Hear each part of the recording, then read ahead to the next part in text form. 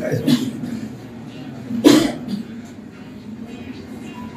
ठीक आहे. आता या एवढ्या मध्ये आणि एवढ्या अडचणी असताना पायाचे वगैरे सांगते तरी सुद्धा तिथे ते गेले.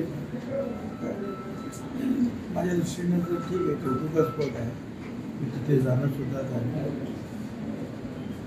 आता तिथे जाण्याने उपयोग किती होईल हा भाग निराळा. तिथे गेले स्वतः, त्याबद्दल त्याचं कौतुक करायला पाहिजे.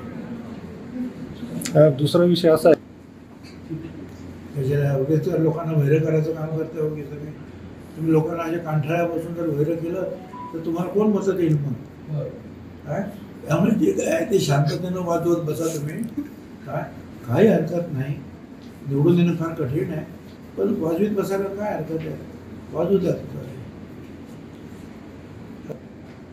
असं आहे ना की एकूण काहीतरी 10 मतदारसंघावर अजित पवार गटाने दावा केलेला आहे. आता ते याची चर्चा जी आहे ही मीडियात करण्यासारखी गोष्ट नाही आहे. ते जे आहेत बसतील एकत्र आणि महायुती जी आहे मग ठरवेल कुणाला कुठली जागा किती जागा हे तिथे ठरेल. ती गोष्ट मला असं वाटतं की मीडियामध्ये चर्चा करण्यासारखी